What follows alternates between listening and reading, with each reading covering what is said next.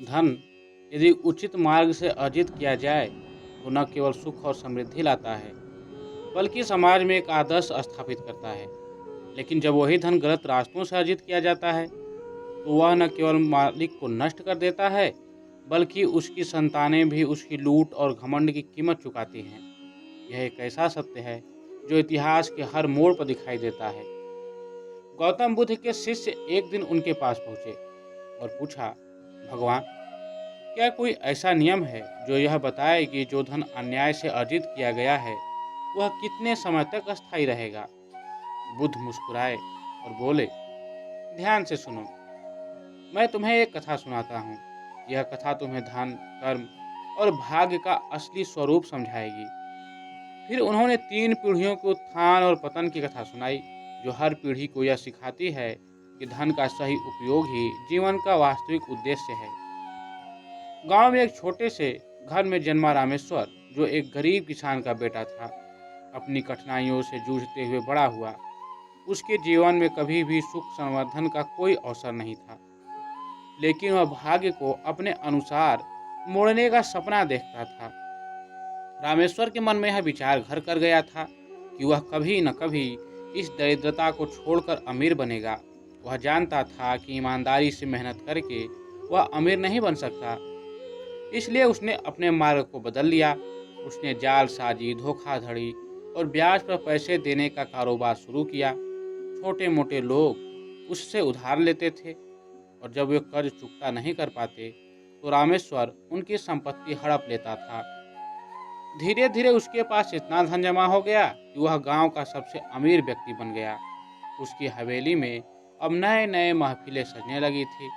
गांव के छोटे लोग उसकी हवेली के बाहर खड़े रहते, लेकिन वह उनकी पुकारों को नज़रअंदाज कर देता। उसकी सफलता को देखकर और लोग भी उसके रास्ते पर चलने लगे। रामेश्वर का कारोबार अब न केवल गांव तक बल्कि आसपास के शहरों तक फैल चुका था। उसने अपनी आंखों में चमक देखी और धीरे धीरे उसका दिल कठोर होता गया। अब उसे किसी की पीड़ा से कोई फर्क नहीं पड़ता था। उसकी आंखों में बस धन की लालसा बसी हुई थी। उसने सब कुछ हड़प लिया, चाहे वह किसी का खून पसीना हो या किसी का घर।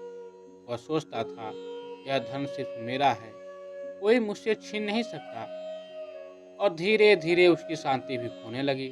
अब उसके पास हर सुख था, लेकिन वह समझ नहीं पाया कि जिस धन के लिए उसने इतना कुछ किया, यह कभी अस्थायी नहीं होगा।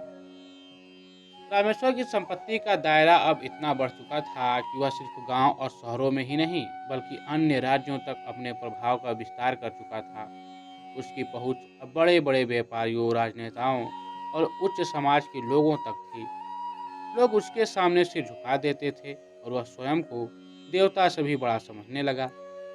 लेकिन इस जन्म पर पहुंचा हुआ रामेश्वर यह भूल चुका था कि धन और शक्ति अस्थायी नहीं होती।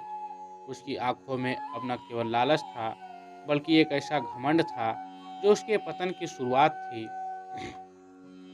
रामेश्वर का बेटा मोहन, जिसने कभी गरीबी को महसूस ही नहीं किया था, उसे धन की असली कीमत नहीं थी।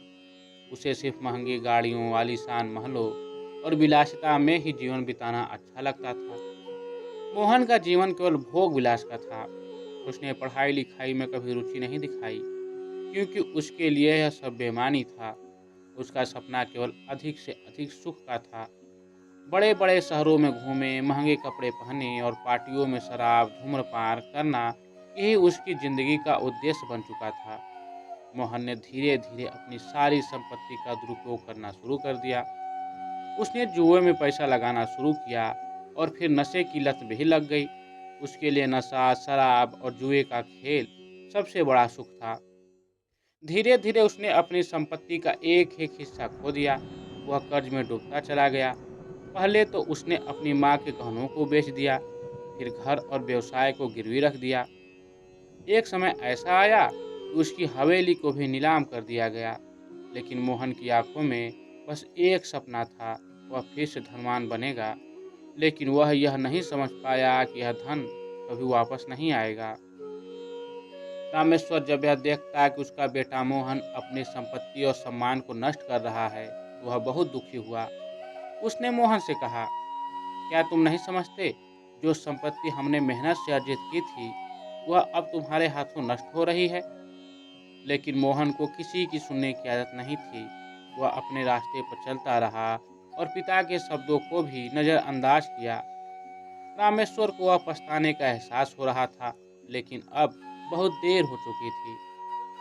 रामेश्वर का पोता रवि, जिसने कभी कठिनाई नहीं देखी थी, ने भी अपनी जिंदगी के रास्ते को अब उसी अपनी तरह से राह से चुना। रवि ने अपने पिता की तरह शराब, जुआ और अय्याशी में ही अपने दिन काटने शुरू कर दिए। उसकी जिंदगी का मुख्य उद्देश्य सिर्फ आनंद लेना और दूसरों से ऊपर दिखना था। वह बिना किसी परिश्रम के सब कुछ चाहता था और अपने पुराने धन की विरासत को यूं ही बर्बाद करता रहा। वह सोचता था कि उसके पास इतनी संपत्ति है कि उसे कभी कोई परेशानी नहीं होगी, लेकिन वह यह भूल गया कि धन अगर अन्याय से अर्जित किया गया हो तो वह किसी भी वक्त समाप्त हो सकता है। समय का पहिया चलता रहा और रवि की अय्याशी बढ़ती गई। एक दिन ऐसा आया जब उसे अपनी हवेली बेचनी पड़ी और फिर वह गांव से बाहर भटकते हुए चला गया। वह दर दर की ठोकरें खाता हुआ भूखा प्यासा अपना जीवन बिता रहा था। उसकी सभी संपत्तियां समाप्त हो चुकी थी और अब वह न केवल एक आम आदमी बन चुका था, बल्कि उसका नाम भी मिट चुका था। रवि एक दिन भटकते हुए गांव में पहुंचा, जहां गौतम बुद्ध अपने शिष्यों को उपदेश दे रहे थे।